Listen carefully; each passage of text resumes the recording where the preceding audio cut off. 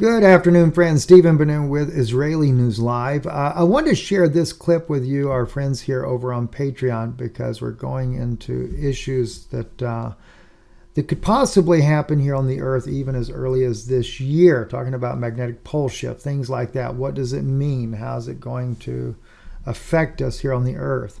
But at the same time, I need to make sure that you're aware. Not every guest that I have on is going to be a guest that I share their personal beliefs with or how they think and things like that. And, so I wanted to make sure we have that disclaimer in this particular broadcast because Harald, he's like all of us, has his own personal beliefs about things. But, so in the course of an interview, he may say something that some people would say, oh, wow, that's New Age. Oh, my gosh, I can't believe, Steve, you would have somebody on like that. I don't believe in New Age ideology, period. But at the same token, though, I've known Harald for, gosh, I don't know, maybe 7-8 years. And I appreciate his scientific mind and the things that he has to share there. And this information that he speaks about is something that I have heard also from Washington. I've spoke about this before, but Harold's going to give us a little bit more in-depth look at this. So if you would focus on that part of it, you have to, as anything, I mean, we have the internet at our fingertips right now. So whatever, you can listen to anything you want, anybody, anywhere in the world at any given time. But by God's grace, we're supposed to have the ability to filter out those things that we know that don't line up. It's just like when I research ancient documents. When you research ancient documents, they appear to be biblical. Does it mean that they line up with our Bible? Maybe not. So you have to use a little discernment in the process of that. But at the same time, you're trying to glean from that information. So keep that in mind as you listen to this interview. And, if it's something you have to filter out, filter out.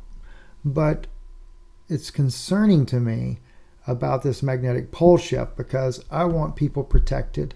And Harald will give you that information, and I think that will be helpful for us, what to be aware of. We also got into the other elements, too, about what's been going on over the last couple of years that there's been so much censorship on. I'll do that in a different video. It won't be here on Patreon because you can't load that type of information here, but it will be over on iConnect and even our channel, brand new tube, Israeli News Live. So be sure to check us out in both areas there, depending on if you're having issues still with iConnect. And by the way, those that are having issues with iConnect on your smartphones, it's not an iConnect issue. It is actually your smartphone.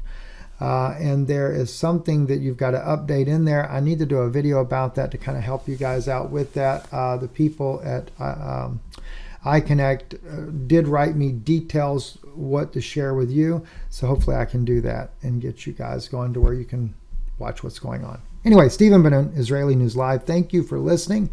By the way, definitely get an EMP shield. You're going to probably need that with what I'm being told here. So check out, it'll be in the description inside of the video here, empshield.com. The INL50 code will save you $50 on anything you were to purchase there, but you'll be thinking Faraday cage too at the end of this broadcast. All right. God bless you. Good afternoon, friends. Stephen Ben-Nun here with Israeli News Live, and we have with us today Harald Kautz-Villa, a German scientist. Harald, we've known for many years now. Met Harald back when we lived in Prague. Harald's been on the program before.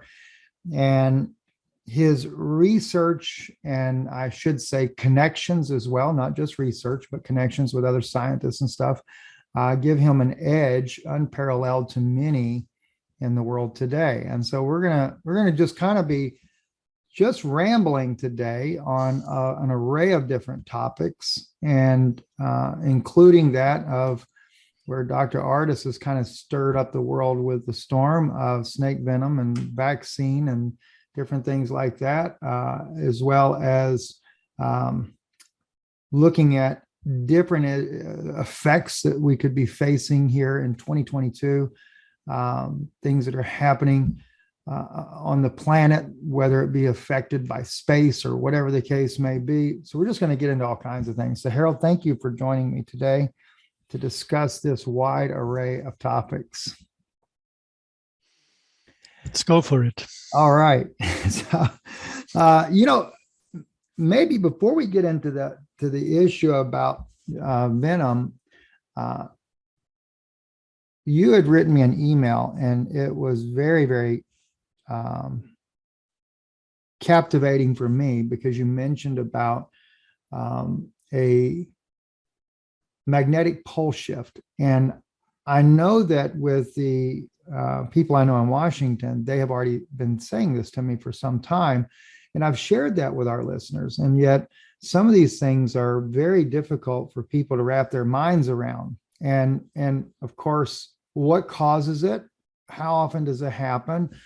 And how's that going to affect us on the planet? Because I'm hearing all kinds of bad things. And sometimes I just don't even know if I'm going to even share half of what I know, because can people even grasp it or believe it, Harald? Maybe we can start with a general understanding of what happens. It's mostly about geometry. If you look at the trajectory of the sun, it's spiraling around the arm of the galaxy. And there are a couple of general mechanisms. One is that whenever it is crossing the equatorial plane, the axis of the trajectory of the sun goes parallel to the main axis of the Milky Way. It happens twice in a cycle. Whenever it's going through the equatorial plane, the axes go parallel. And this is kind of, or close to parallel, this is kind of a unique chance for the field physics to entangle on quantum level.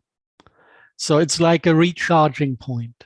Every isolated system connects to the core to recharge everything with energy. This is why we see, for example, the color of the sun go brighter over the last 5 years, because it's recharging.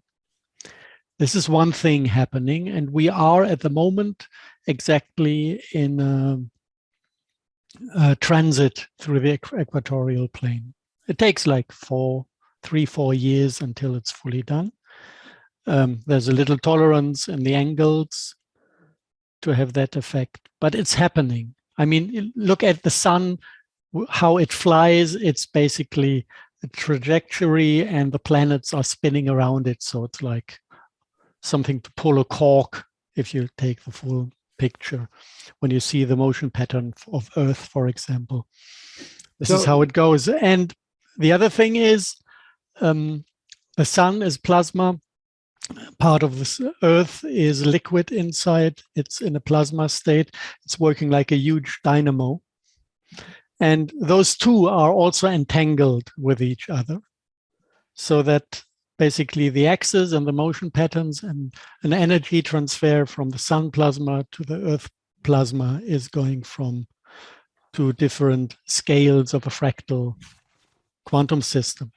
Right. So this is the general setup. So we have one thing, this is recharging, this is happening now. And another thing that needs to happen every now and then is that if you look at the internal, for example, of the Earth, it's like a rotating system, but the axis is slowly shifting. It has its own inertia. It tries to stabilize the axis, but then we go around the screw and the axis is tilted continuously. So the real position of the axis is always lagging behind a little bit the actual resonance point where it should be. This is why the magnetic pole and the rotational pole are not aligned, because it's always lagging behind. Right. And this needs a correction every now and then. It's like with these toys, you know, when you have the spinning thing with children. Yeah, not yo-yo, the one that has a stick. Yeah. When you see it tumbling before it falls, you can see all forms of weird motion patterns happening before it collapses. And this is when you look at the geographic position of the North Pole at the moment, you can see exactly this happening. It's not like a stable thing moving somewhere. It's kind of losing it at the moment. It's doing 50, 100 kilometers a year in moving somewhere. So you can see the system is destabilizing exponentially. This is something that would hint to having a reset in order happening quite soon, just from observing motion patterns. Once this happens, Harold, what effect? Because at some point, I guess it's got to flip. And so what, I guess what my curiosity is, with the nuclear physicist that's a good friend of mine in the Pentagon tells me that we're going to see a large loss of life in 2022. And I already know, people know from, say, for example, if you talk about, the shots, the kill shots people are getting, they've got a large loss of life just from that in itself. But this is totally different, though. Are the effects of this magnetic pole shift going to cause disturbances on the Earth that could also maybe contribute to what they're saying that there is, or what I'm being told, that there is a large number of different factors that are going to be happening globally, planetarily, that is going to cause this? And they get into storms and everything else, but is that part of what this causes? I think the main factor is that in the days it's shifting. There's no magnetic shielding for the planet. So the aurora borealis will go down to the equator. And people will possibly spend all night outside to enjoy the beautiful view. But without that shielding, there's a quite high probability for having very strong electromagnetic fields on ground level. And this is now not, we do not have data from scientific research, but there are kind of repeating insights of clairvoyant people who have seen this event unfolding. And they say people will be outside, enjoy the looks of this spectacle, and their nervous systems are going to burn down to the ground. Wow. Because of high impact of electromagnetic fields. And they said the symptoms will be flu-like at the beginning, but then it's going to worsen. And many will not do it. So the recommendation is try to get some form of Faraday cage to sleep in, stay inside the buildings, don't enjoy the show outside, and get down from sandy areas and try to find some soil that is conductive, like everything that looks red soil-wise or stone-wise has iron in, and it's shortcutting the fields on ground level, making it a bit more quiet electromagnetically. And this is not a big secret. I heard that the Israeli government is running programs to basically buy a good share of Poland that has exactly the soil quality. Wow. And displays a good share of its citizens to Poland for that time to come. This is what I hear, that there are huge movements in buying real estate, preparing to supply and provide shelter for millions of people. Could Ukraine actually be a very optimal place, and why we might be having this war in Ukraine is because the real maybe underlying reason is because of the land as well? I mean, naturally, Ukraine is connected to Poland. I know that it is the area close to Ukraine. I don't know if that geologic constellation is going further down south, possibly. A wild guess, could be. But I see too many other reasons for that stupid war. Yeah, it's crazy. It's just like insane. The everything globally is going nuts as it is. Now, when we talk about our magnetic field going down, we're also talking about a greater risk of space debris coming in and hitting the Earth as well, would be my thought. And oddly enough, Harold, and I know you were asked at one time to participate in CERN, And I remember we talked about that, just the evil behind that project.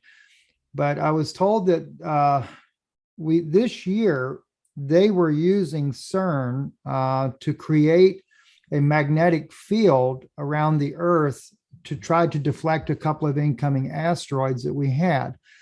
We knew that we had two coming in that were going to hit the Earth.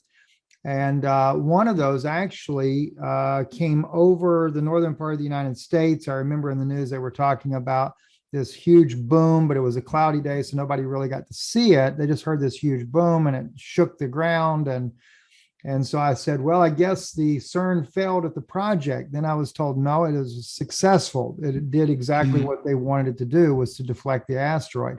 So my thought is I'm wondering, are they going to try to maybe use CERN some kind of way during this, this meltdown, basically, we're going to have to try to give us some type of fake shield until we get through the process. And then again, how long does that process take before the magnetic field is back up again? It shouldn't be much longer than a week. Okay. At least from the sun, this is what's in the predictions and coming from the clairvoyant ones, like 3 days of darkness or 7 days of darkness. This is kind of the shift of order within the sun, which will definitely pull the Earth after it, like pull it into a transition from one order to another type of order. Can be a pole shift, doesn't need to be one, but could be just an axis correction, whatever is happening. But when order is changing from one to another, definitely you have a phase of chaos in between, where all the motion patterns within the plasma completely disrupt and dissemble, where you will have no magnetic buildups. And then a new order finds itself, and then you get big vortexes again that are capable of producing a magnetic field. Wow. Now going back to, will this give more of are we going to deal with more space rocks hitting the Earth as a result of this drop, or no? No. The rocks are more or less dissembled by the friction in the atmosphere.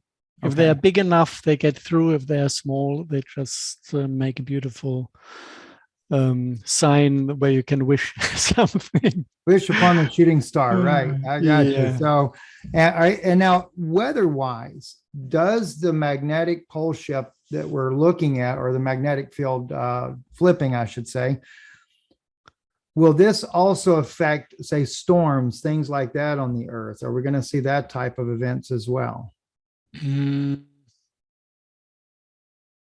I would expect more volcanism to happen. Earthquakes, volcanism, weather possibly. Okay. But I'm not sure. Weather is mostly affected by surface temperatures. Okay. And well, they have told me that there's a lot of volcanoes going off under the oceans, more so, and it's just something. And of course, that's been building already, and we don't see most of them, so therefore people are not aware of just how many that there are. And I think they said we have about 300 active volcanoes erupting underneath the ocean floors as it is. And so, and of course that when you mention the darkness, Harold, what causes the darkness itself? I mean, I know the sun's not going to stop shining as a result of what's happening, but why do they say it's 3 days of darkness, for example?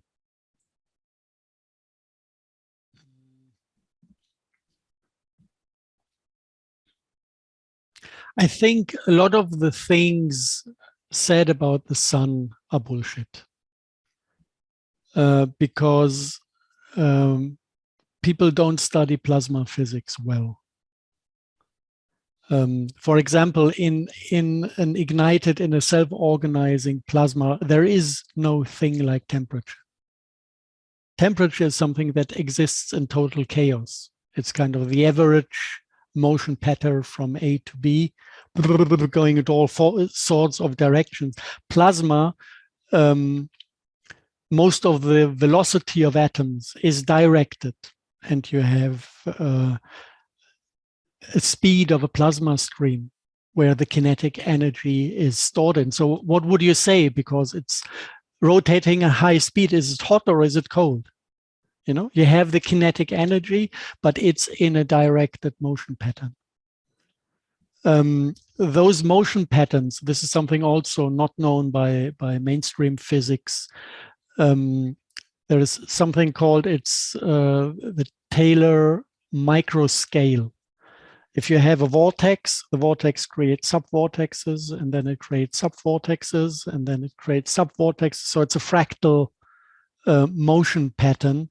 And the Taylor microscale is kind of the smallest scale to develop. And in plasma, they can get down to the atomic size. We know that from the lab because you can do it with water.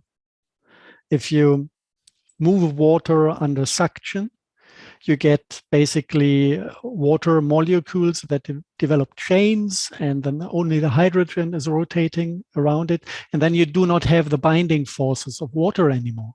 And it becomes like a plasma. You can see it glowing blue if you know how to create those motion patterns. And then you get exactly this development of Taylor microscales down to a size of one water cluster chain. And if you start with the right size, you directly hit the window of one cluster chain. And then you basically control the inner molecular and inner atomic processes, and you can do any form of transmutation and transition of elements into each other. It's an access to a higher dimensional physics, if you want to, because you accumulate scalar potential in the process of pushing down the rotational energy into the smallest scales. You build up electromagnetic fields that then create locally warped space-time. Physicists might understand what I'm talking about, but the main point to remember for everyone is that the sun is producing energy with this mechanism. Okay. It's not like the nuclear reactor where things fall apart. It's fusion, but it's not fusion happening under pressure. It's fusion that is happening due to self-organization. And self-organization in a form how to describe it, where the slightest disruption of the order is destroying the scales. And then the engine is just dying off. And when I think about the sun plasma to reorganize itself, it will just stop breathing energy for a second or two. So it's almost like a cooling down effect. And so it'll kind of crust over for just a little bit and then begin to erupt again.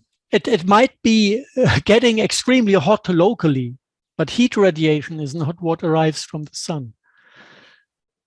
It's, you know, it can be anything, but it's going to be a transition time where there is mostly disorder, and disorder means the we call it, or I called it once upon a time, dynamic Bose-Einstein condensate. Physics just knows of the static one. Cool everything down until nothing moves anymore to get this transit of subatomar and extra-atomar orders, kind of cross to the border from chemistry to atom physics. This is done by cooling it down in the lab so nothing moves anymore, but creating order by motion is much easier. And then you dissolve matter into something that is a completely unexplored thing where everything is possible. And this is how the sun works.